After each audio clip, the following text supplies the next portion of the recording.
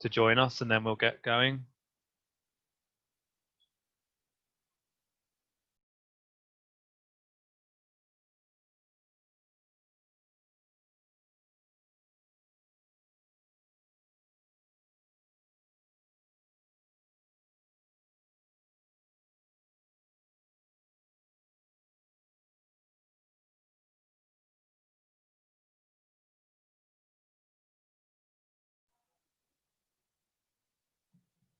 Okay. Oh, hi, Martin. Hi. Hi. So I think you're the only attendee we've got other than us lot. So we're Okay. we don't. There might be some others logging in, but hopefully you'll find this discussion useful. So we'll just have a basically it's myself, Simon, and Kishan. Simon's a trainee solicitor here, and Kishan's one of our experienced consultant solicitors. We'll have a general discussion of some of the main points relating to shareholder disputes, and then basically feel free to to type any in the chat aspect of Zoom or the Q&A bit of it to type any particular questions you've got, and then we'll address those as we go along. Okay, thank you. Great. Okay. Yeah, just so we know, just briefly, quickly, I'll just give a brief introduction to us. But you're currently a shareholder, Martin? Is that right? No, I'm an accountant business advisor. Oh, okay. So this is particularly sort of interesting for you and your clients, I guess. Yeah, I say every partnership I've ever acted for has ended up in tears. Right. Okay. At some point. All right. Okay. So hopefully this will be useful, and we will look forward to any sort of points you want to add and questions, etc.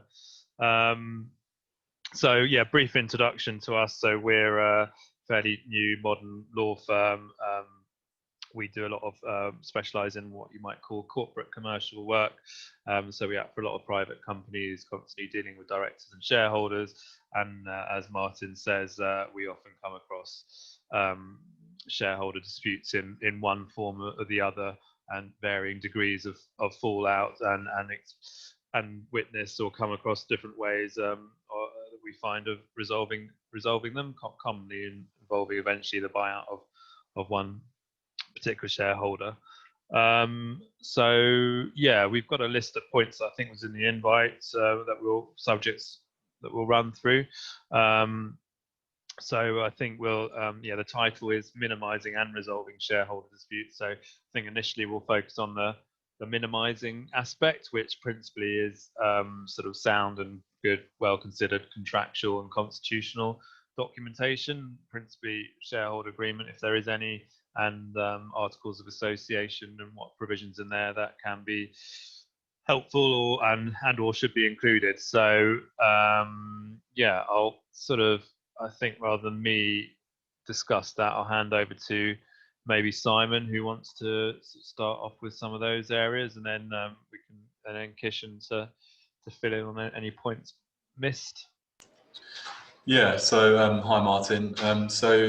As Jonathan mentioned, the shareholder agreement and the articles of association of the company are what is commonly, they form part of what is called the constitution of the company, and these documents most likely contain provisions relating to what must happen where a shareholder wishes to exit from a company. So for example, in these constitutional documents you might see provisions regulating or containing preemption rights on the transfer of shares. So the remaining shareholders get a right of first refusal over departing shareholders' shares where they propose to transfer them to a third party.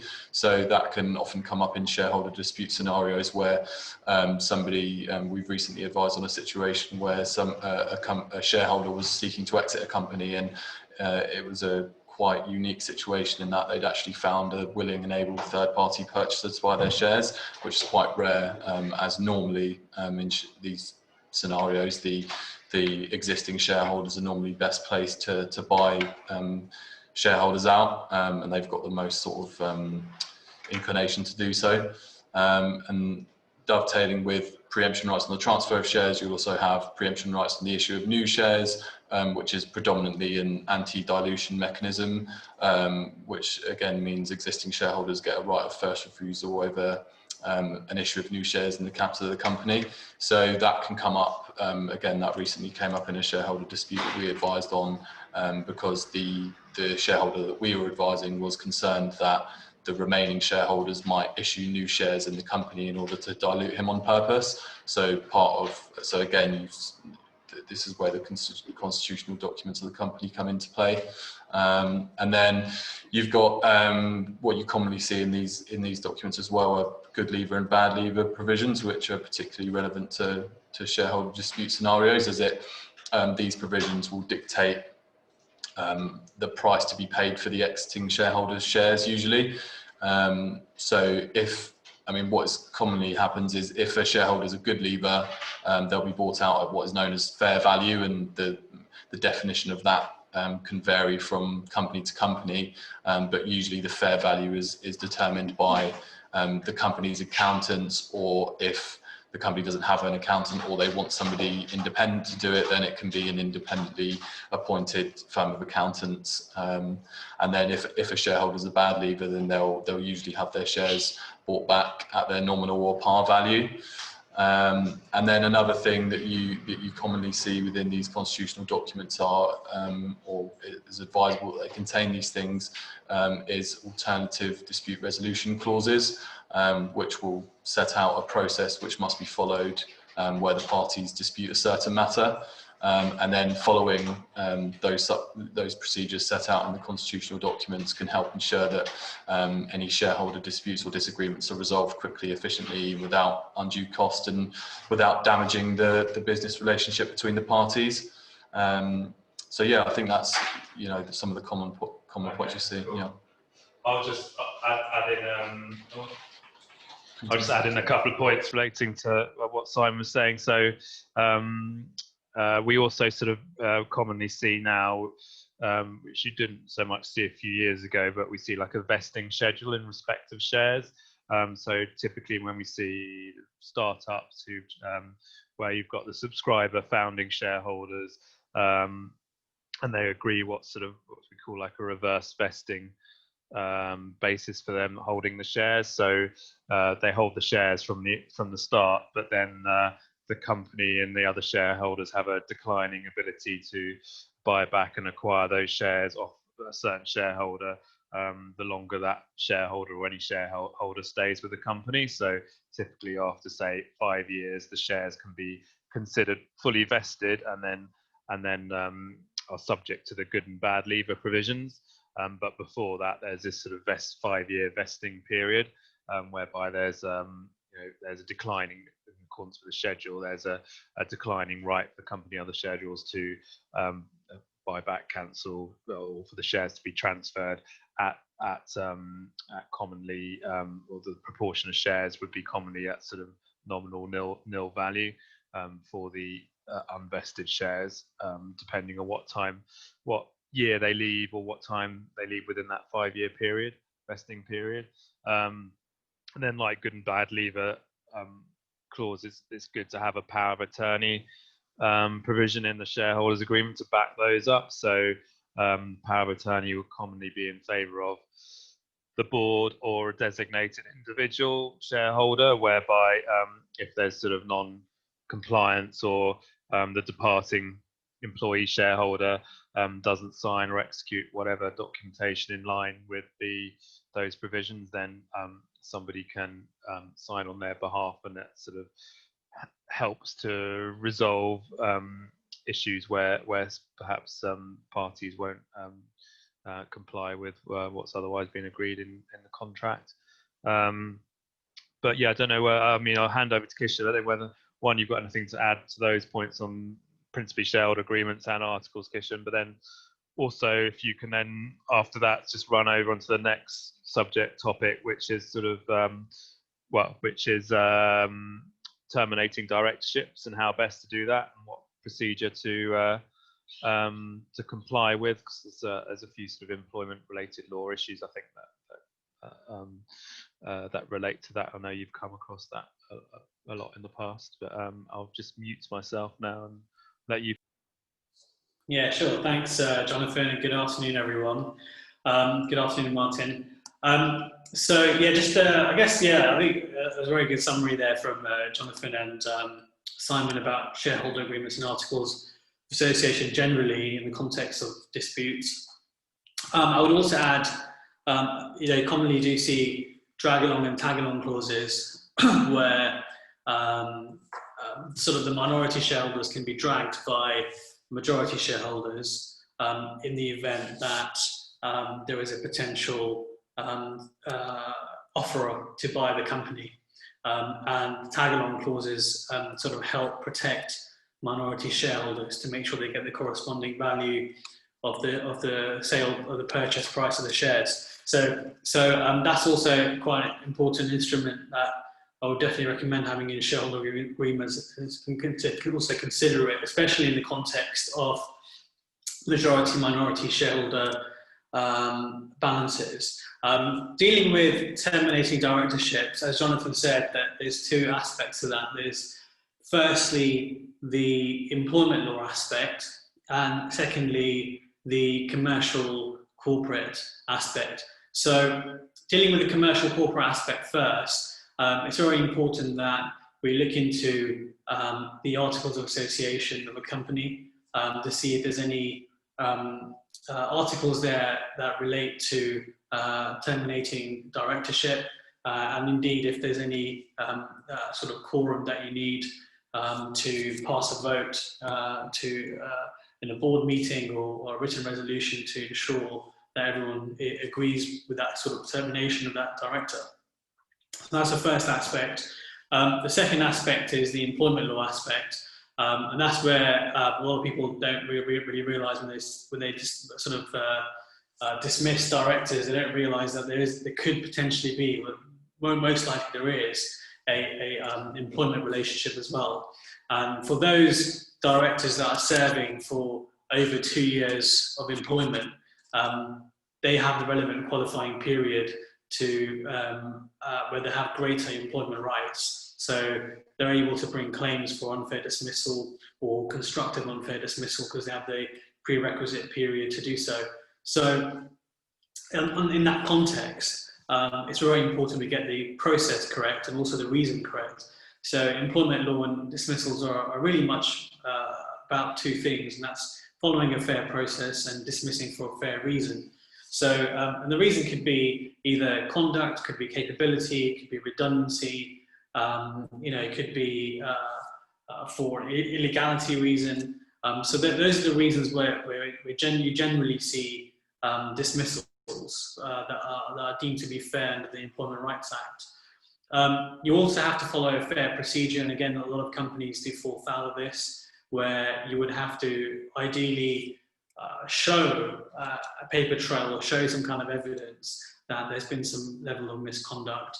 And that goes hand in hand with any shareholder agreement if the director is also a shareholder, and also goes hand in hand with any director service agreement if the directors have a service agreement in place. And there could be potential clauses in this agreement. Simon touched on bad leaver. There's also potential clauses in the director service agreement that could relate to termination and reasons for dismissal of directors. And so it's very important that the contracts are also read and interpreted correctly. But following a fair process is very important, making sure there's a proper procedure, having a number of meetings, doing a thorough investigation before those meetings take place, if it's a disciplinary meeting or if it's a performance capability meeting, and then presenting that evidence in a proper way, having an impartial chair where a company is able to do so, and then following making sure that the director has the opportunity to make representations, either written or oral, during a particular meeting. So that is generally the procedure in terminating directorships. Yeah, Kishan, you can't just, what we sometimes see is if a director, if there's been a fallout, what have you, and then the board decides, or shareholders decide to remove a director, and all they do is the shareholders say, for example, pass an ordinary resolution, or there's a board resolution to remove the director, and that's it. A lot of people think that that's satisfactory, or that's all you need to do, but you should always follow a certain procedure as well, or before you can pass such resolutions. Is that correct?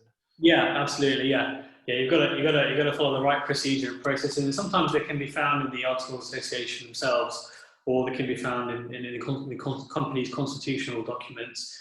But that procedure, that employment procedure, is just as important from an employment aspect as well as a commercial aspect.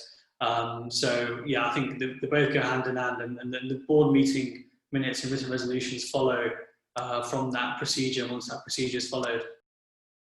Okay, I think, the next thing we're going to talk about, which again I think is more one for Kishan, and it's an area that we commonly see. So when there is a fallout, and typically minority shareholders being, I don't know, pushed around, leaving, or one person is no longer involved in the company, and typically there's new shares might have been issued to dilute someone, or dividends haven't been paid to the departing shareholder. But a lot of these things all amount to quite often what is called a claim for unfair prejudice, which often gets put in the relevant letters before action and as sort of relevant legal action threat. But just wondering if, Kishan, you can give us particularly just talk about the one example I know that where you acted on a unfair prejudice claim, and I think it went all the way to court, albeit very few of them ever do. But perhaps you can just discuss generally about unfair prejudice actions as well as your experience in that specific example.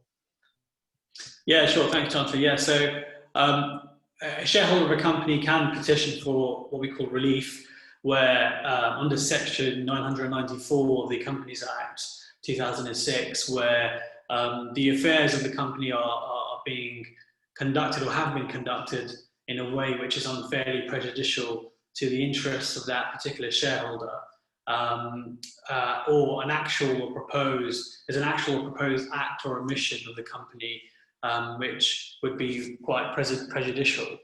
So that's the fundamental basis of where a claim for unfair, where a petition can be brought in the courts. And members of the company, so shareholders, can also seek to bring actions in the name of the company, which we call derivative actions, which we may go through later.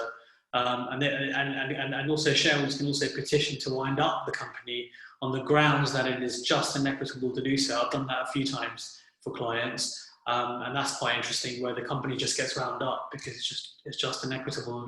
Shareholders just don't get along and can't really act in the best interest of the company. So that can also be a potential area. But the crucial question is, what does unfair prejudice actually mean? And what are the examples of that? So one of the examples could be breaches of fiduciary duties, breach of a duty or failure to give effect to some kind of legal right.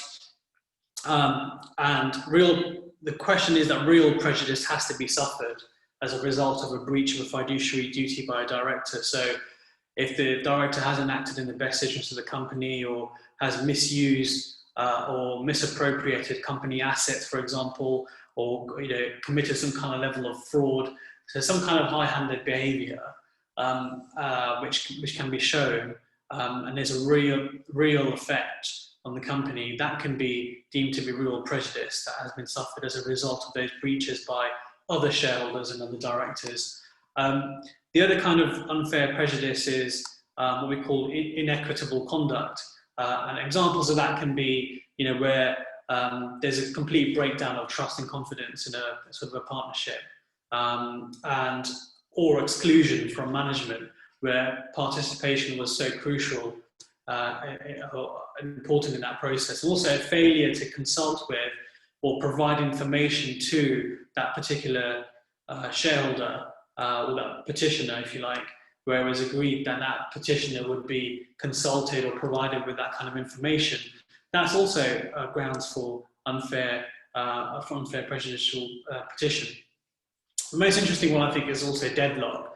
So a breakdown in trust and confidence can lead to deadlock, which sometimes can't be attributed to unfairly prejudicial conduct just off its own, but there can be circumstances where it may be just and equitable for the company to be wound up, like I mentioned, and then you would have to fight that on just and equitable grounds that the shareholders just cannot make a decision, and because of that deadlock, you could argue that deadlock could lead to further unfairly prejudicial conduct, such as majority shareholders, for example, insisting that the arrangement should continue without taking any kind of account of any changed circumstances. So these are all the sort of examples, if you like, where unfair prejudice petitions have been successful. And yeah, like Jonathan said, I have been involved in quite a few of them in my time. Not a lot of them go to court.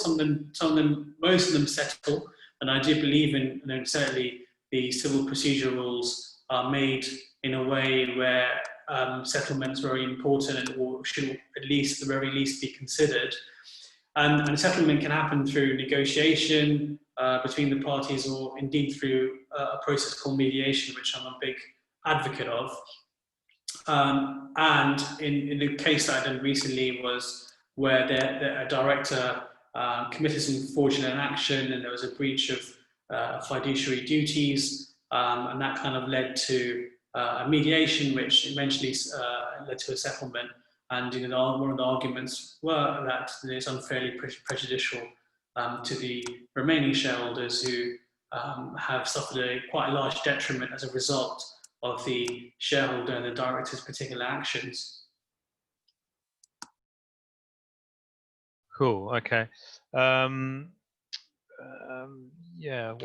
I think we'll sort of talk about mediation later. I think it'd be interesting point to cover your experience with that as well. But yeah, I think Simon was just going to discuss or run over for our benefit. I think we're the only ones on the call now.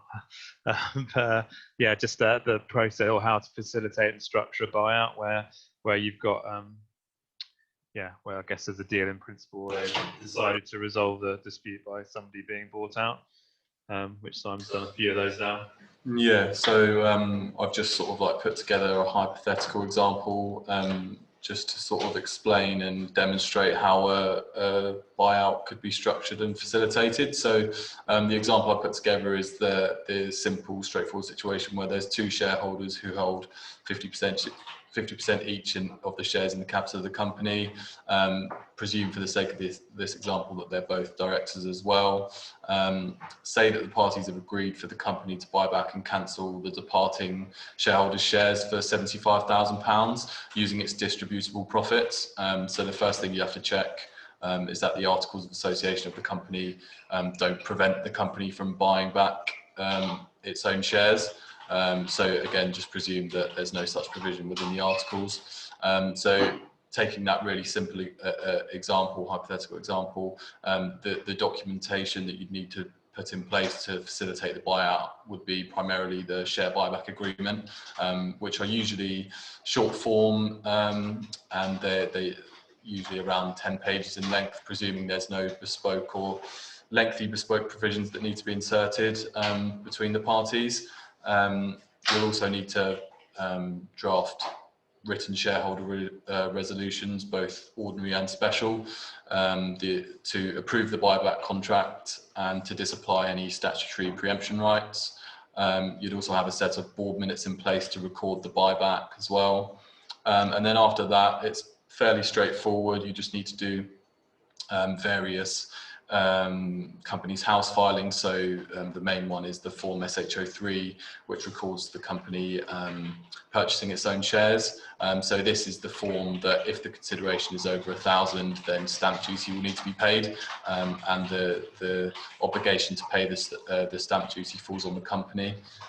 So under normal circumstances, you'd send that to the Birmingham Stamp Office to get physically stamped by HMRC, but at the moment, because of COVID, they're not physically stamping the form. So what you do at the moment is you just send the form SHO3 to HMRC stamp duty mailbox, and they send you a letter confirming that the relevant stamp duty has been paid, and then you send the form, the unstamped form SH03, and that letter from HMRC stamp office to Companies House, and under this temporary procedure, Companies House will accept an unstamped form SH03. So you have the SH03, and you also have the form SH06, which records the cancellation of the shares being bought back. And then if the departing shareholder is resigning as a director as part of the buyout, then you'll file a form TMO1 to remove them as a director from Companies House. You may also get them to sign a director resignation letter as well. Sometimes, because those are quite short form, usually only a page long, you can incorporate the director resignation letter provisions within the share buyback agreement itself, just to sort of streamline the documentation. And then, as the exiting shareholder is selling their entire shareholding in the company in this example, they will cease to be a person with significant control in relation to the company. So an individual is a person with significant control if they hold more than 25% of the company's entire issued share capital. So in this case, as the exiting shareholder had 50%, there'd be a PSC, but PSC pre-completion, but post-completion they wouldn't. So you then need to file a PSC 07 form to remove them as a person with significant control following the buyback.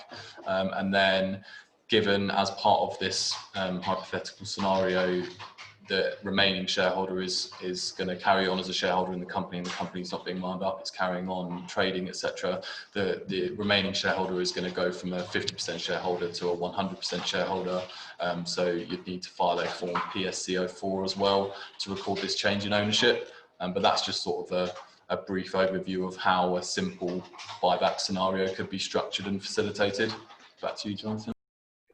Cool. Yeah. So kind of like relating to that, I'll just add some points on I guess on the valuation side, because before then there's always the bit of negotiation and toing and froing about trying to agree what this person's shares might be bought for, which commonly relates to how much money there is in the company bank account for the company to buy back, to use to buy back and cancel the shares. Rarely do we see the other shareholders wanting to use their own funds to buy the shares individually, although sometimes that happens, and you can then have a split between the company in order to receive a higher price, the company using its funds to buy back and cancel some of the shares, and then the balance acquired by other shareholders to the extent they want to use their personal funds. But yeah, there's sort of case law relating to minority shareholder discounts, which sometimes sort of come into play. So yeah, a holding of less than 10%. One case sort of says it should be discounted by between 60 and 75% in respect, because it's a sort of non-marketable minority shareholding as such. But there's various other guidelines and case law relating to otherwise a different figure to what should be applied to reflect sort of the lack of marketability. Others say sort of reduced by 25 to 50% of what the valuation would otherwise be if all the shares were sold on a if the company and the entire issued share capital was sold as one, and based on the company's valuation. So yeah, to sort of get around that, there's also often we see deferred consideration, so completion payment plus deferred consideration payments included as well, to obviously increase the money that the departing shareholder employee will get. And then also another one, an anti-embarrassment provision, so to try and help things along and get the departing shareholder to agree a lower, more feasible amount, I guess, when there isn't, where the shareholders agreement doesn't include provisions that otherwise determine what that amount should be. Then the anti-embarrassment clause effectively helps by saying, look, okay, if your shares or amount related to your shares or the company is then sold in the future, and there is this sort of big return of capital event, then the anti-embarrassment provision means that you will get the balance or amount of that will reflect the difference between what you sold your shares at now and what they might sell for in the future when they're part of the company selling its share capital as a whole.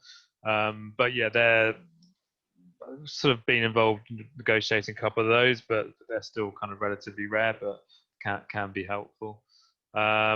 So yeah, I think now if we just skip over and move on to talk about negotiation and mediation. So yeah, just keen to hear about Kishan's experience, particularly as a mediator and qualifying getting. I think there's an exam. I'll leave it to you to discuss and how you find that and sort of the main points that tend to arise and how you assist parties in mediations. Yeah, sure. Thanks, Jonathan. Yes, I am an accredited mediator with the ADR group and also an accredited mediator with the ADR ODI International. So there are some quite a few accrediting bodies that I've been trained with. So that's my background. But yes, negotiation and mediation. So most disputes do get resolved outside of court. It's quite rare that we do see claims going all the way to court, simply from a cost point of view, because it's so expensive to bring a claim in court, first of all, because of the court fees, which can be quite high. Usually, sometimes with high value cases, can be as much as 5% of the value of your claim.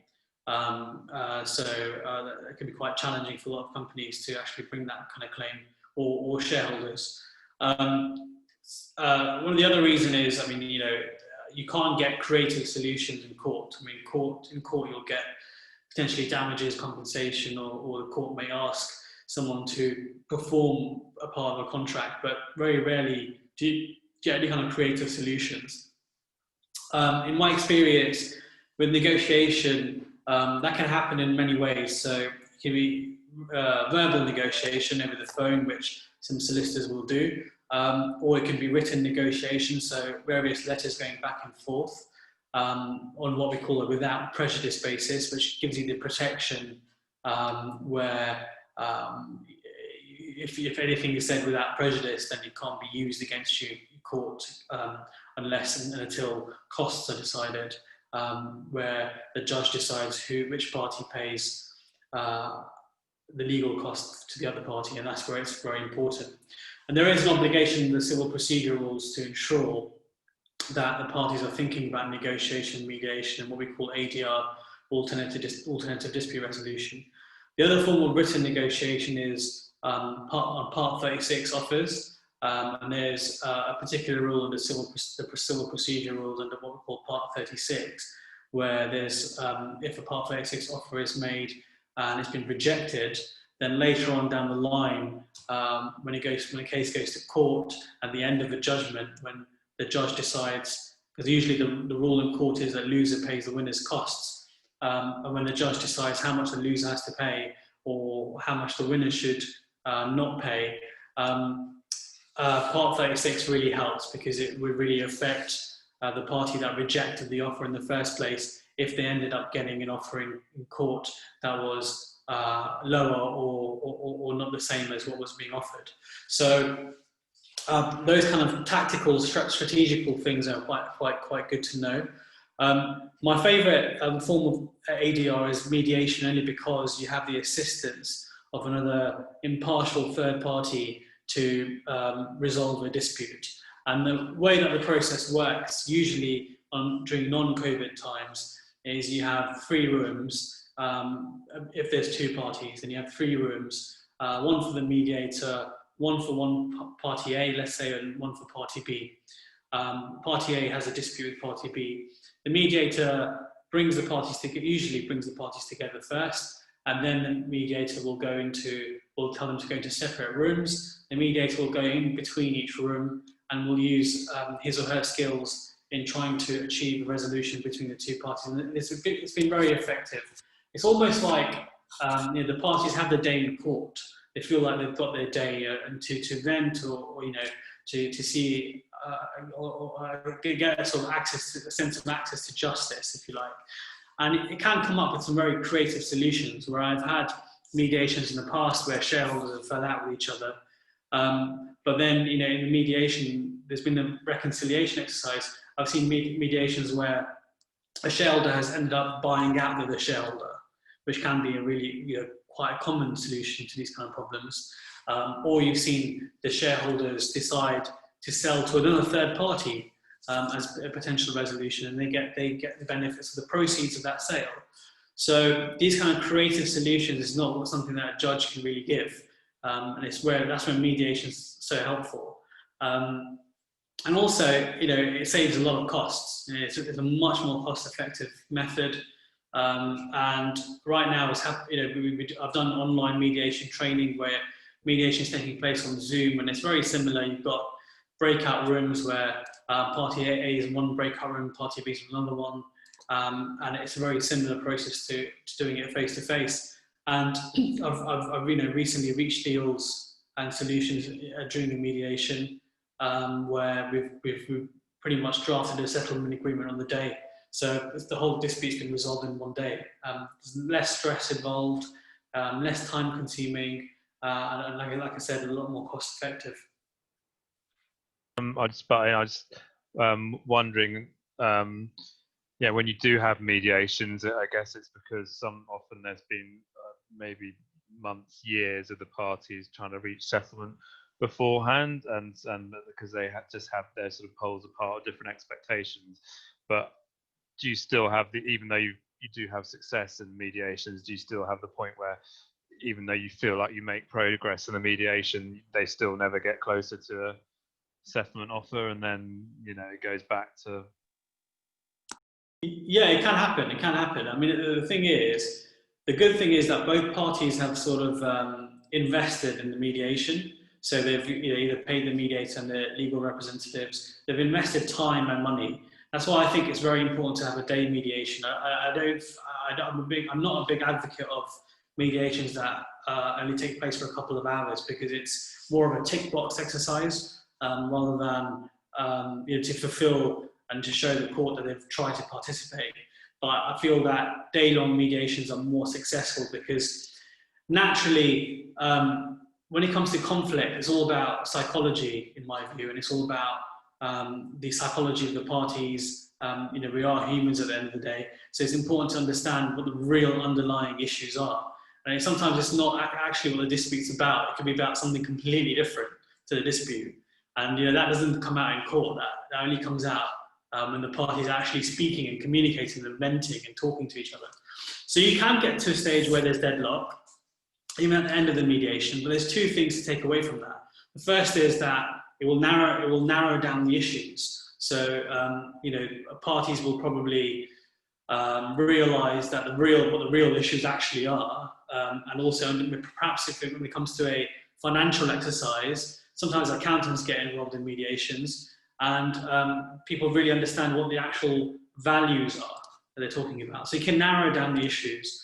The second thing that it could also do is it could lend itself to a potential extra day for mediation. It could lend itself to further hours of mediation. There's no harm in, mediation can continue afterwards. There's no harm in extending the time for mediation.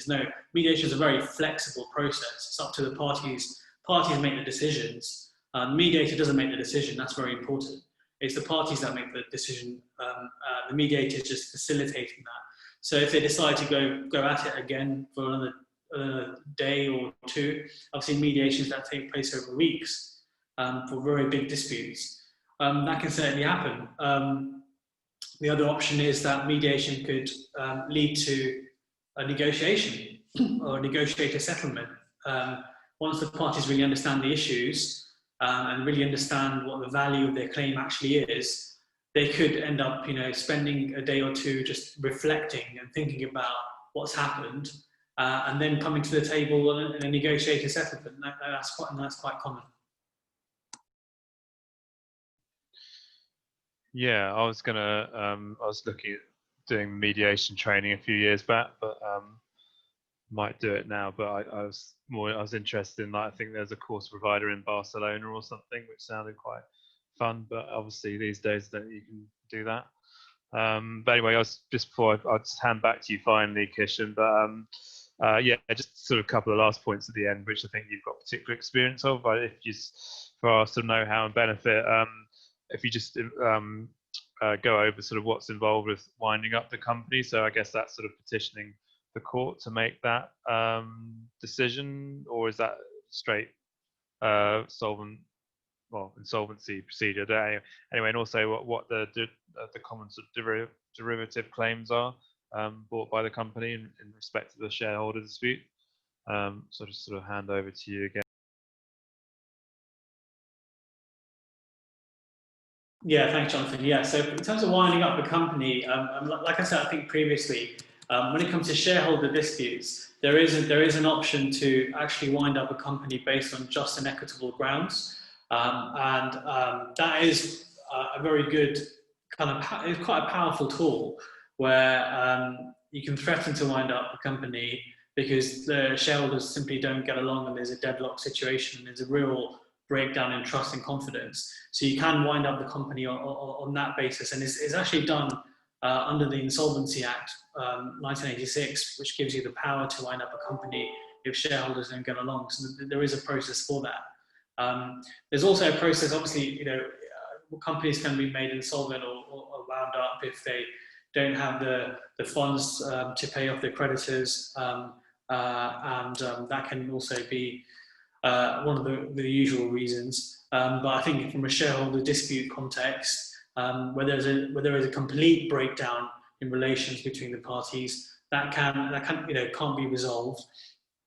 That can justify winding up. And I have argued that loads of times, and then parties do get worried about that because, of course, they may have invested a lot of time and money into a company they've built up over many years. And the last thing they want to do is have someone try and wind it up because they don't agree with things. And that can usually lead to a lot of interesting things. It usually leads to the shareholders buying each other out, or it leads to the kind of formal settlement. So that's in terms of winding up. In terms of a derivative claim, or if you call it a derivative action, that's a claim which is brought by or continued by a shareholder on behalf of the company in relation to a breach of duty by a director. So it will usually be used in circumstances where when the majority wrongfully prevent the company bringing or proceeding with such a claim itself. And the claim is brought for the benefit of the company. That's quite important. And the procedure is necessary usually as a director owes duties to the company.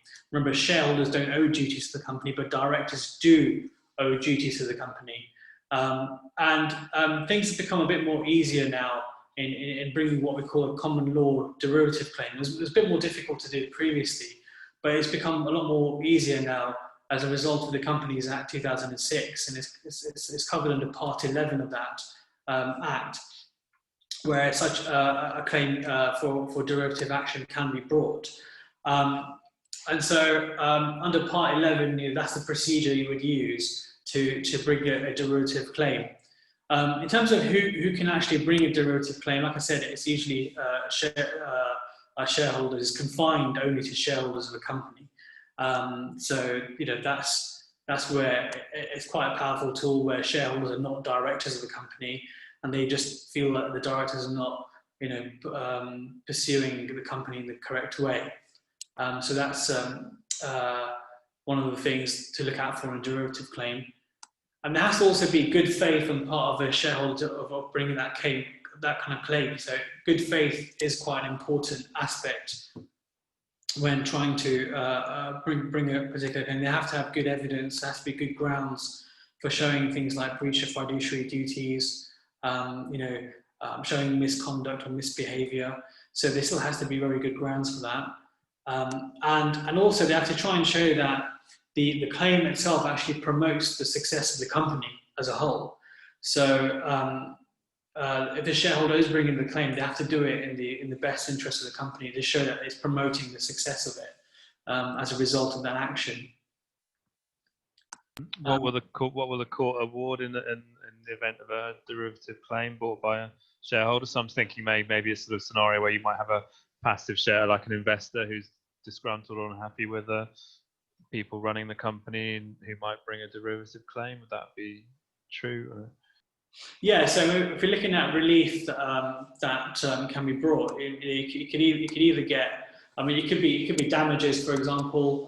That could be one of the things that a derivative claim can you can get in terms of relief, or it could be more of a sort of injunctive remedy. So making the directors do something, or making them behave in a particular way. So sometimes the derivative claims are actually usually brought where there's a lot of fraud involved. So fraud is quite a common reason for bringing a derivative claim. But generally speaking, yeah, it's either damages or any kind of some sort of injunctive relief. Cool. Yeah, I think let's sort of wrap it up there. Then we've kind of our one listener has disappeared already, so hopefully maybe he's still there. I don't know whether how this. Yeah, but anyway, I mean that's sort of useful, I think, for me anyway. And it just sort of focuses the mind on a common area and with the subtopics that sort of commonly come up for all of us, I guess. And hopefully we can work with you, Kishan, again on I think you've done like a couple of shareholder disputes with us recently, or yeah, quite a few, yeah. Litigious matters, yeah. So I think the content on the website's quite good around that area, and hopefully we can continue to attract those and get some bigger, more interesting ones. I think there was one really good one. I think you almost got but didn't get, Kishan, maybe a few months back now, when that guy was really keen to spend loads of money litigating. I can't remember what it. And then he got back in touch again or something. But I can't remember his name now. Yeah, we can assist with obviously quite a big value claims, and we've done them before quite successfully. Yeah. Yeah. Cool. Okay, dokes. Well, I better let you get on, and I think you're doing the next one on another sort of litigious aspect with outstanding debts, etc., which is quite topical at the moment. But yeah, let us know about the insurance related content claim for the content for the website. That sounds interesting. Look forward to being in touch next time, I guess. Cool. Thanks, Kishan. Cheers, Kish. Bye-bye. Bye. Bye.